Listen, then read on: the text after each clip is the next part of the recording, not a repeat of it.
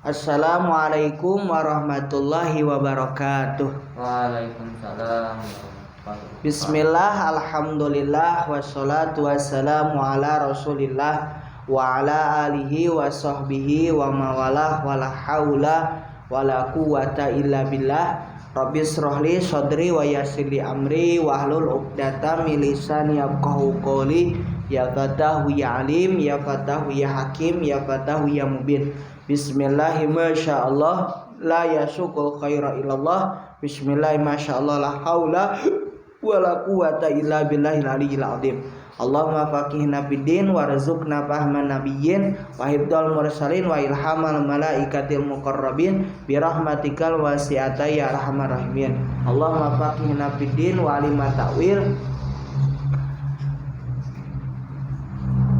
Pemirsa dimanapun Anda berada, pertama-tama marilah kita panjatkan puji serta syukur kehadirat Allah yang Maha Ghafur. Shalawat serta salam senantiasa terlimpah curah kepada junjungan kita Nabi besar Muhammad sallallahu alaihi wasallam, tak lupa kepada keluarganya, sahabatnya, mugia senantiasa sampai kepada kita selaku umatnya, amin ya Allah ya rabbal alamin. Pemirsa dimanapun Anda berada, dalam kesempatan sore ini kita akan lanjutkan kajian kitab Safinah. Sudah masuk kepada asbabut tayamum, sebab-sebab yang menjadikan tayamum. Bismillahirrahmanirrahim. Qala musannif rahimahullahu taala, nafa'anallahu bihi bi ulumihi wa barakatihi wa asrarihi fi dzaril aqal. Allahumma saqil lana kutubakullaha. Dilihat ya tulisannya, asbabut tayamumi, sebab-sebab tayamum. Udah baca? Udah tadi dikunci pencahayaannya biar gak mundur. Oh iya, udah. Asbabut tayamumi paslun utawi iku pasal sawiji. Adapun ini satu pasal. Asbabut tayamumi, adapun sebab-sebab tayamum, iku salah satun, ada tiga. Sebab-sebab tayamum itu ada tiga. Yang pertama faqdul ma'i. Yang pertama sebab tidak adanya air. Tidak adanya air menjadikan sebab bertayamum. Jadi ketika kita bertayamum itu ada satu sebab. Sebabnya kenapa? Tidak ada air gitu. Artinya tidak menemukan air. Yang kedua, wal marodu, dengan sebab sakit yang ada mudorot jika terkena air. Itu yang kedua. Sakit yang mana sakit itu kalau terkena air menjadi mudorot. Artinya tidak boleh kena air. Begitu. Itu yang kedua. Yang ketiga, wal ihtiyaju ilaih li'at syihayawanin muhtaromin goirul muhtaromin ya. Kemudian titik tadi, goirul muhtaromi sittatun tarikus sholah wazani al muhson wal murtad wal kafiru al harbiyu wal kalbu al akuru wal hinziru. Nah di sini yang ketiga, alasan atau sebab tayamum itu ada hewan yang membutuhkan kepada air. Artinya karena kehausan, hewan itu harus diberikan air, yang mana hewan yang dimuliakan oleh syariat. Ya, itu tadi yang mana harus tayamum karena air itu dibutuhkan untuk apa? Untuk hewan. Contoh hewan ternak ya. Adapun hewan yang dimuliakan oleh syariat itu ada 6. 1. Hewan yang dimuliakan oleh syariat ada 6. Maksudnya yang selain ya, maaf ya. Hewan yang tadi yang ghairu muhtaram, yang tidak dimuliakan oleh syariat, itu ada 6. Ghairu muhtaram utawi hayawanun kang ora den muliakeun iku sitatun, yaitu selain tadi hewan yang selain dimuliakan oleh syariat. Yang pertama, orang yang meninggalkan sholat. Udah, orang yang meninggalkan sholat tadi termasuk yang tidak dimuliakan, ya. Yang kedua, orang yang berzina muhson. Berzina muhson itu udah menikah tapi dia masih zina, selingkuh. Itu zina muhson, ya. Hukumannya lebih berat daripada orang yang belum menikah, ya. Belum menikah kalau berzina dia istilahnya tidak terlalu berat. Tapi kalau zina muhson udah nikah kemudian dia berzina, berat, ya. Artinya berhubungan di luar nikah. Kalau misal tadi jomblo bisa dia berzina, ya, maksudnya belum menikah, ya, belum menikah kemudian dia berzina, maka hukumannya adalah dengan cara dicambuk 100 kali cambukan. Hukuman kalau dalam hukuman Islam, ya. Tapi kalau orang yang sudah menikah kemudian dia berzina, ya, maka hukumannya dirajam, dilempari batu sampai meninggal. Ya, ini lebih keras daripada orang yang belum menikah. Karena memang udah nikah masih berzina. Nah, itu. Kemudian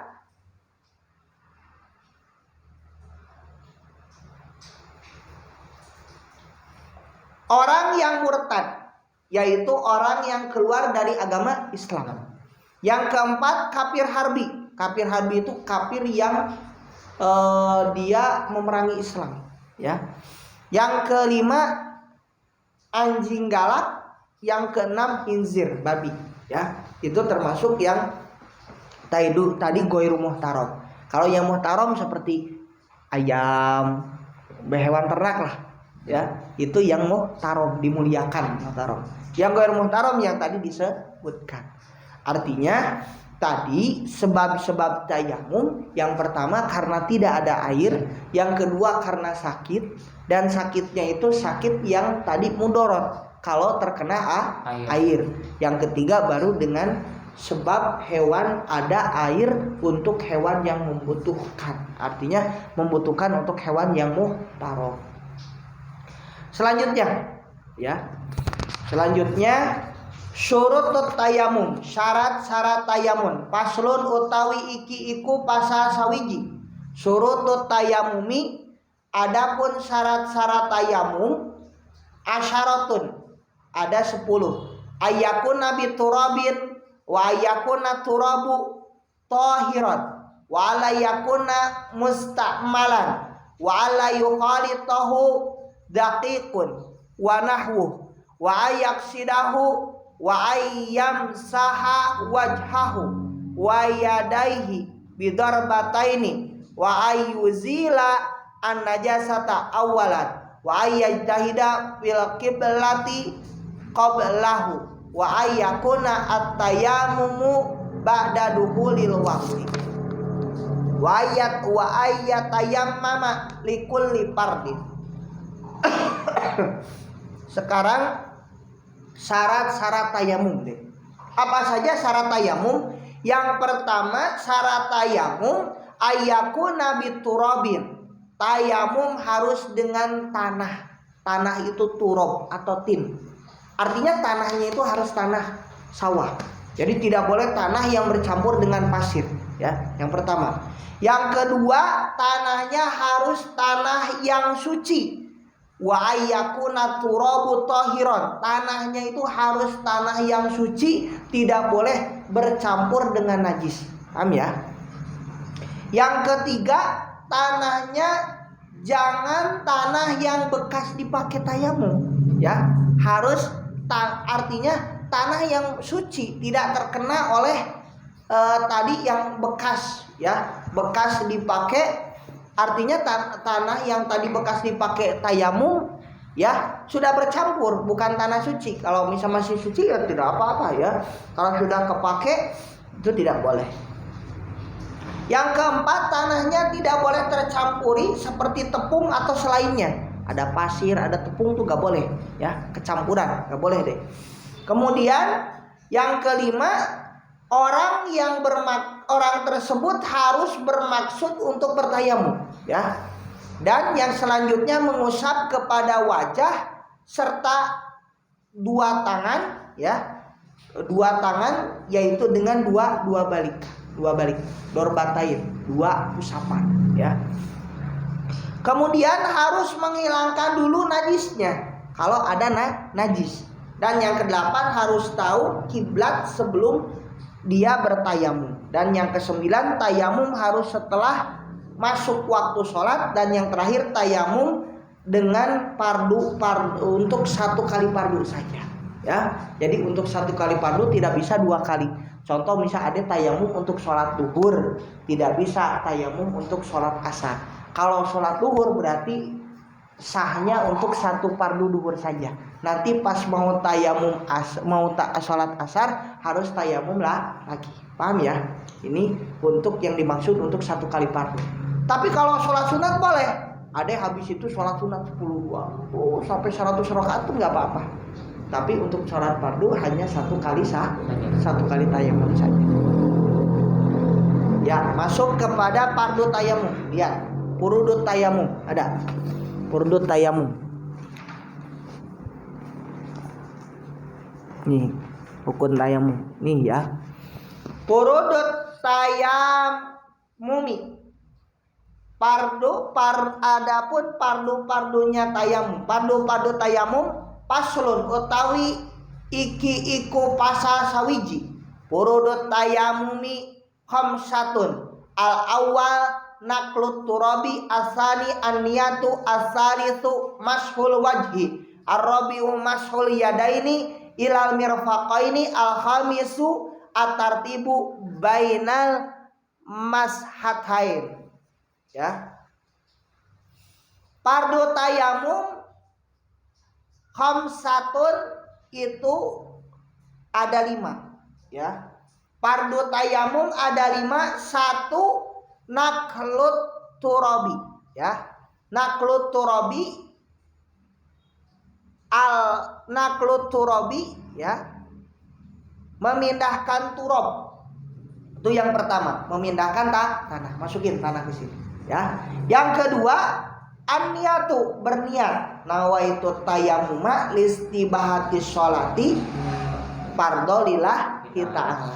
Ya, boleh kumlitnya begini. Nawaitu tayammuma listibahati sholati minal hadasil asgori lillahi ta'ala. Ya, itu kalau untuk hadas kecil ya. Kemudian yang ketiga, mengusap muka, wajah ya. Yang keempat itu yang ketiga, yang keempat mengusap 2 tangan sampai dengan siku-siku ya. Itu yang keempat. Yang kelima, tertib antara 2 usapan, harus wajah dulu kemudian tangan. Nah, ini salah satu daripada rukun bertayamum. Sekali lagi apa? Yang pertama naqlu turab, memindahkan tanah. Yang kedua aniyatu, berniat. Listibahati tayamum, listibahati sholah. Yang ketiga masul wajhi, mengusap wajah. Yang keempat masul yadain, mengusap dua tangan. Ila mirfaqain, sampai kepada siku.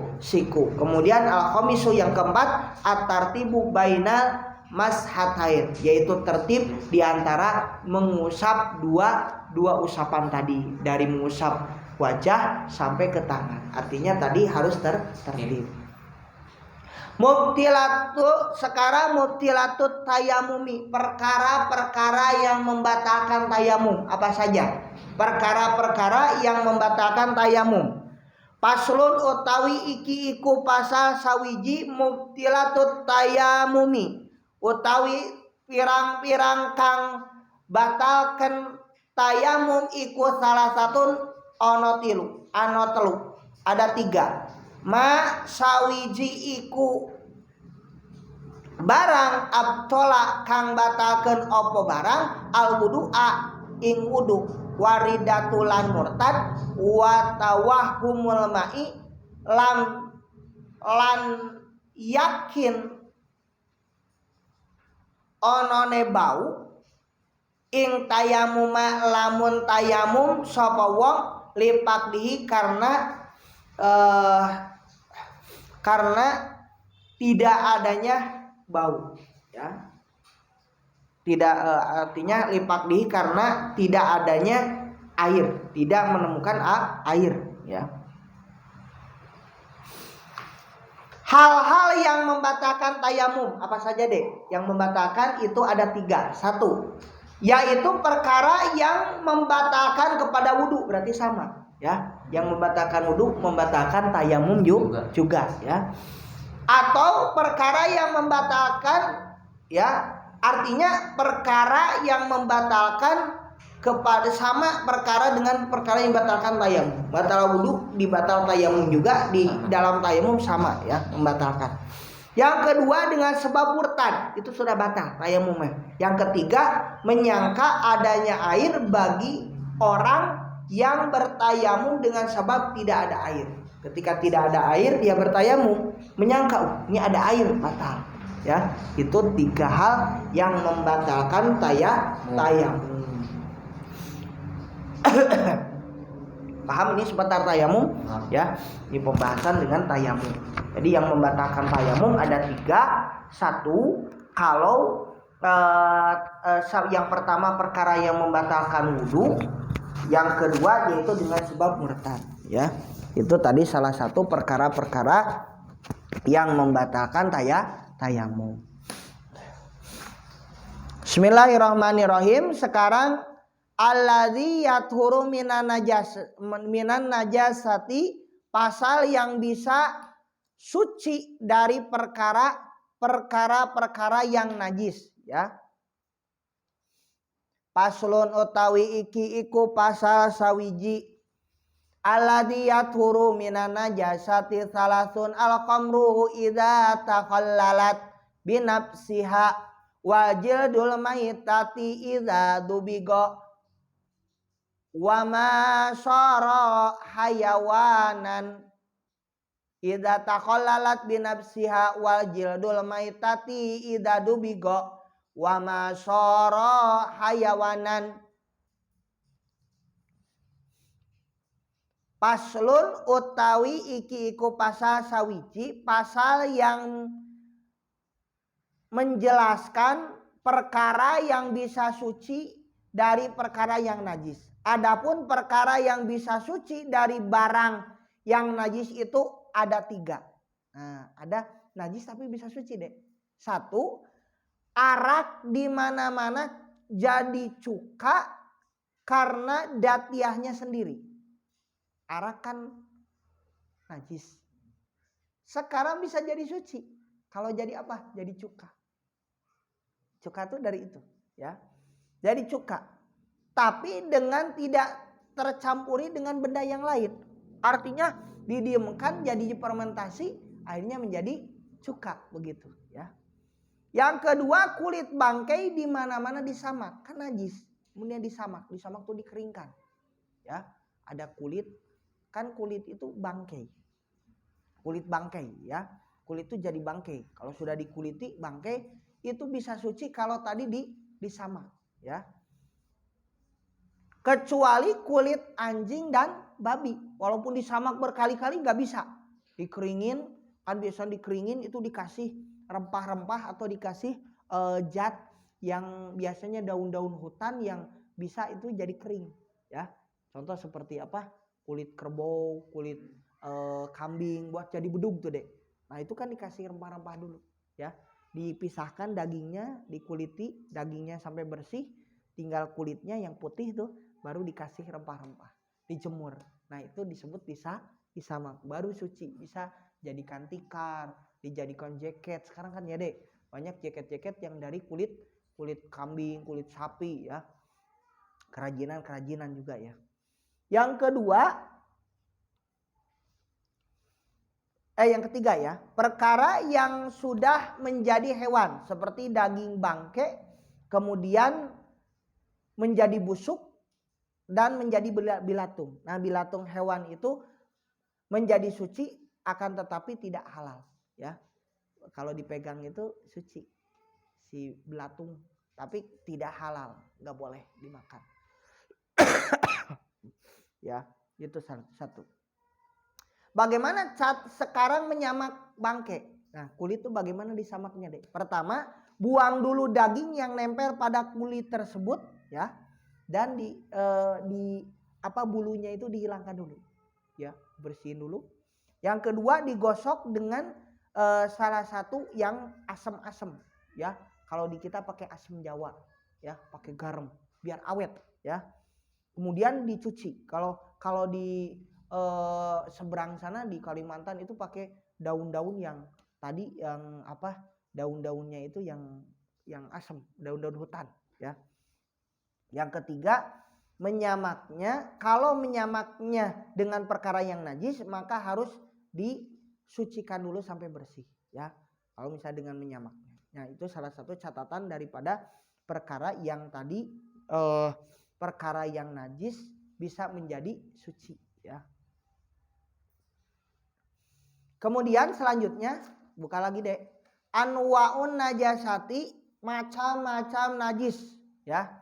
An najasatu salasun. Paslun utawi iku pasal sawiji an najasatu utawi pirang-pirang najis iku salasun ono telu. Mughalladatun wa muhaffaffatun wa mutawassittatun, ya. Mutawassittatun.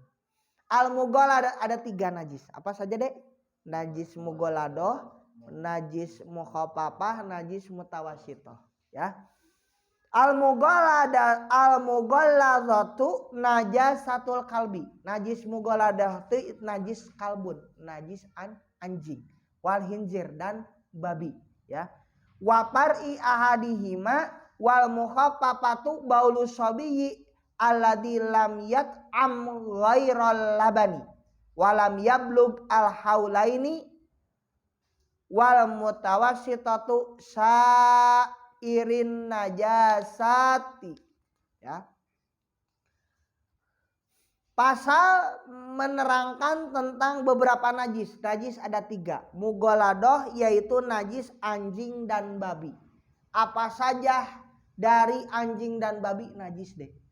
Kulitnya najis, bulunya najis, dagingnya najis, tulangnya najis, kemudian air liurnya pun najis, ya.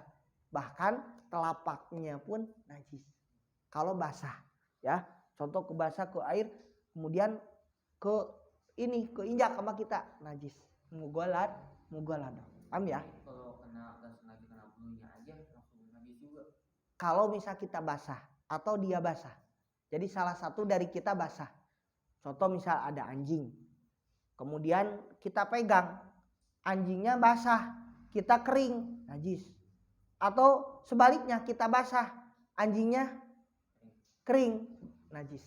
Kecuali kalau dua-duanya kering, enggak, ya. Kalau enggak sengaja misal ketepak, dua-duanya kering, enggak, ya. Tapi kalau misal debunya nempel, najisnya mughalladah, ya. Maka najis anjing mah dan babi itu najis yang mughalladah, najis yang berat. Paham, deh, ya. Najis yang diberatkan yaitu di dalam mensucikannya, seperti najis anjing ataupun babi, ya, ataupun yang terlahir dari keduanya, ya. Contoh misal ada anjing kawin sama kambing, lahir anak kambing, itu jadi najis. Paham, ya? Karena apa? Karena kecampur dari keduanya. Paham, ya? Gitu. Maka caranya pun tadi nanti di sini ada beberapa cara, ya, yaitu cara membersihkan najis mughalladah. Adapun najis mukhaffafah yang kedua yaitu najis yang ringan, ya, yaitu najis yang ringan. Salah satunya adalah air kencing bayi yang belum berumur 2 tahun, ya. Bayi yang belum berumur 2 tahun dan belum minum apa-apa kecuali air susu, ibunya. Jadi kalau sudah makan bubur tim, susu formula tuh gak bisa, walaupun belum 2 tahun ya. Jadi najis muhafafah itu bayi yang belum makan apa-apa. Sekarang kan bayi udah 6 bulan 7 bulan udah dikasih susu formula ya kan, udah dikasih makanan-makanan tambahan ya, bubur tim lah, kemudian apalagi deh kasih biskuit lah. Nah ini kan nggak boleh. Artinya bukan boleh kalau misalnya dia makan maka kemudian air kencingnya itu bukan termasuk najis muhafafah, tapi najisnya mutawasitoh ya. Yang ketiga najis mutawasitoh, yaitu najis yang pertengahan di dalam mensucikannya. Apa saja? Seperti kotoran kita, kotoran ayam ya, darah ya, kemudian nanah, itu termasuk najis mutawasitoh. Paham ya? Najis yang pertengahan. Nah, itu tadi salah satu macam-macam najis. Jadi najis itu ada 3. Sekarang tathiru minan najasati. Bagaimana cara mensucikan najis-najis? Ya. Paslun utawi mensucikan dari najis-najis ya. Cara mensucikan najis mugoladoh, muhafafah serta mutawasitoh. Paslun utawi iki ku pasal sawiji al mughaladatu tathuru bisab'i ghusalatin ba'da izalati ainiha ihdahuna biturab wal mukhafafatu tathuru birashil ma'i alaiha ma'al ghalabati wa izalati ainiha wal mutawasitatu tangqasimu ala kismaini ainiyah wa hukmiyah. Al ainiyah allati laha launun warihun wa ta'mun fala budda min izalati launiha warihiha wa ta'miha wal hukmiyatu allati lah launa walari riha ya. Artinya tidak ada laun ataupun tidak ada rih. Bentar.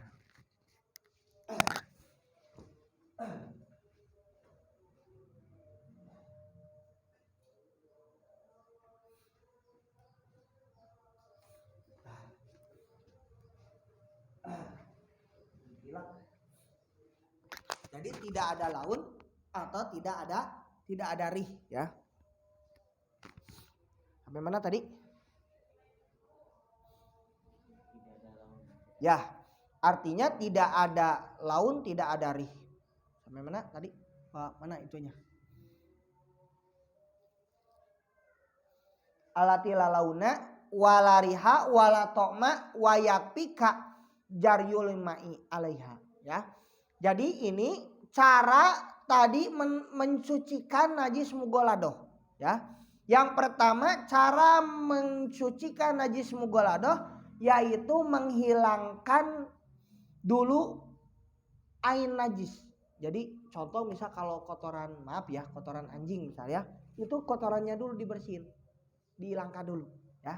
Kalau kotoran babi misal kotoran babinya. Yang kedua yaitu membasuh dengan 7 kali basuhan. Jadi 7 kali basuhan itu salah satunya yang 7 itu memakai air ya. Contoh misal air tadi salah satu pakai tanah. Kalau misal tadi air boleh dimasukin air yang terakhirnya itu salah satu airnya itu dicampur tanah ya, atau pakai tanah dulu ya. Pakai air kemudian tanah kemudian air lagi ya, 7 kali ya. Yang kedua cara mencucikan muhafafah yaitu dengan mencipratkan air ya. Kalau muhafafah itu contoh diginikan ya, itu kalau najis muhafafah ringan ciprati. Yang ke mutawasitoh yaitu ainiyah.